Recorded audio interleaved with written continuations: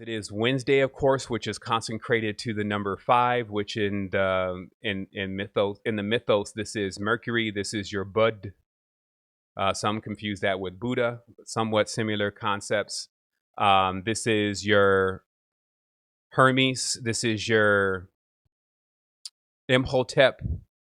This is your Atrahasis. This is, through the spiritual traditions, the one that moves with the quickness, which is like the quickness of the mind, right? Like the mind is super fast.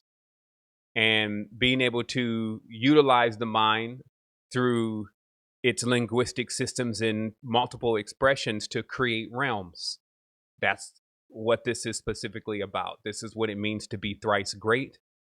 Thrice great, as they say, Hermes Trismegistus was thrice great. We also have many, the Mashiach was supposedly thrice great. What this means is that they've been able to come to the world 3 times. And this is a symbol of supreme control over the mind. As the Kybalion, which is a Hermetic text, states, all is the mind. That is for the Kybalions. Okay, all is the mind to them. They study the mind, and they even say that wind is thought, because you don't know where it comes from. And oftentimes many people think, and they don't know where those thoughts really go, but they do go somewhere. And so this mind and the mastery over the mind was an art. And so if you can see in the history of our existence, somebody said it sounded a little low, so I'm going to turn it up a little bit. The thing about hermetics is like the full exploration of the mind. Alchemy is like the full exploration of the mind and projecting that exploration. The keys and the components and the dynamics to create a world. So where I was at before I was interrupted is I was talking about the thrice great and what it means to be thrice great. It means that one has come to the realm, to the exact same realm 3 times to show complete mastery of the mind. Why would being able to come to this place 3 times show a certain level of mastery?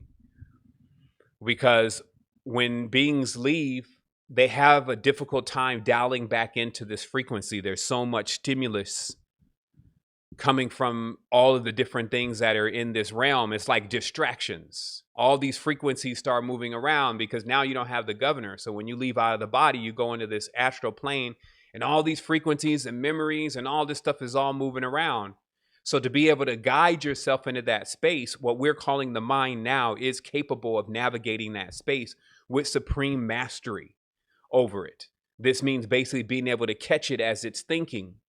Imagine if sometimes some have been on a journey and they start seeing all these images and they see all these things. You're going into the astral plane, and they have a hard time grasping what is being conveyed and what is being sent and given to them. Just move this over here like this. Helps. Okay. So thrice great. So when you're on that astral plane, it gets so confusing. It's like jumping on Facebook. You know how, or the internet, period. You know, you just went on there. You were going to look up the meaning to a ziggurat. I don't know. And somehow you end up watching cute puppies. How does it happen? How does it happen? It happens because there's so many images and so many things that come at you. You end up getting distracted, and now you're off on this other path, and now you're in this whole other wilderness.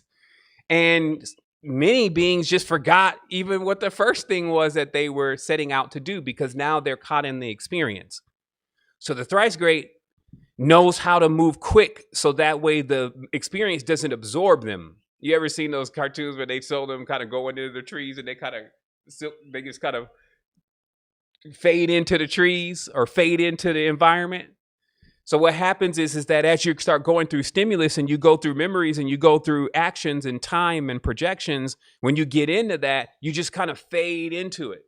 So if you don't know how to stay fast, you could get kind of stuck in that way. And that's not a positive thing or a negative thing. It just means you'll stay for a while. The lights are on. This is also kind of akin to, since it's a web, and we all weave webs because we all have a silver line. All of us have what they call the silver line, which is a thread coming from the back of our consciousness, which is really the umbilical cord. And when we move around, we crisscross into that realm, and we create a blanket, basically, a geometric frequency of our existence, and we entwine that with others. It's sticky.